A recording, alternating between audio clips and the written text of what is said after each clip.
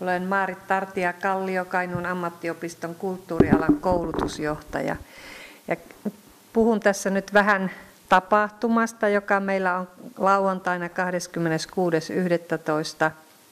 Eli tapahtuman nimenä on Ihan komerosta. No mitäs tämmöinen Ihan komerosta nyt sitten oikein merkitsee? Se tarkoittaa sitä, että tämä on tällainen kirpputoritapahtuma, joka haluaa myös samalla muistuttaa meille itsellemme, opiskelijoille ja yleisölle tällaista kierrätyksen ja yleensäkin tämmöisten ympäristöasioiden merkityksestä. Siellä meillä on opiskelijoilla erilaisia myyntipöytiä, jossa he myyvät vanhoista materiaaleista, käytetystä materiaaleista tuunattuja uusia tuotteita. Ja sitten siellä on ihan tavallisia kirpputoritavaroita ja sitten oppilaitoksen irtaimistoa, joka on jäänyt käyttämättömäksi, niin myydään siellä myöskin samassa tilaisuudessa. No minkä takia meillä on tällainen Ihan komerosta tapahtuma? Ja tämä tapahtuma liittyy sellaiseen prosessiin, joka meillä on täällä kulttuurialalla menossa. Eli me olemme tekemässä tämmöistä ympäristöauditointia, arviointia täällä, jonka tavoitteena olisi se, että me saataisiin tämmöinen ympäristösertifikaatti.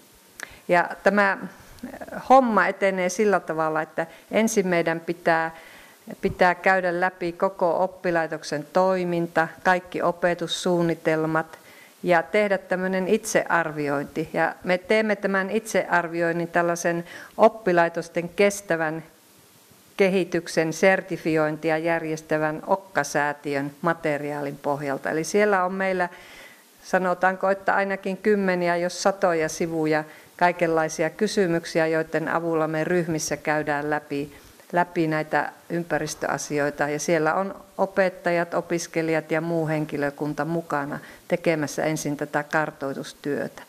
Ja tässä meidän ympäristösertifikaattihakemuksessa lähdetään tästä kestävän kehityksen ajatuksesta sillä hyvin laajasti. Eli meillä on ekologista kestävää kehitystä, on sosiaalista, on kulttuurista ja on taloudellista. Ja kaikkia näitä asioita tarkastellaan tässä itsearvioinnissa. Ja samalla kun me tarkastellaan näitä asioita, niin me myös huomataan puutteita omassa toiminnassa ja sitten kehitellään ideoita, joilla me nämä puutteet korjataan.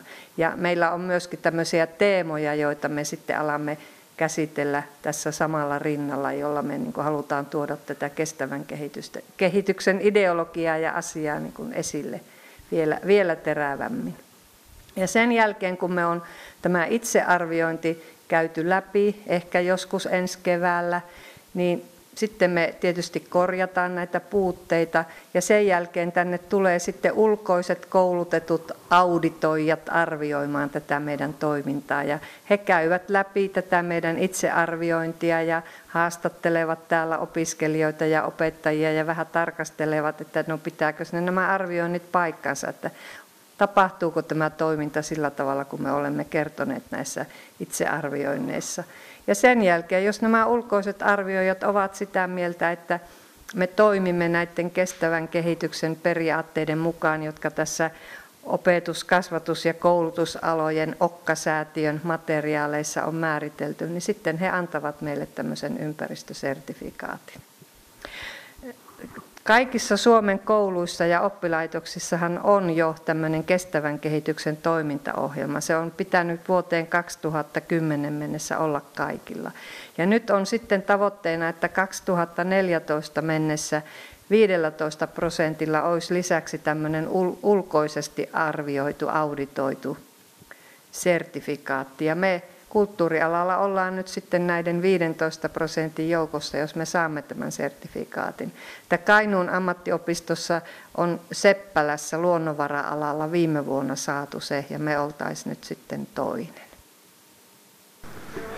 No niin, tässä on ryhmä, jotka osallistuu Ihan komerosta kirpputoritapahtuman tekoon ja toteuttamiseen.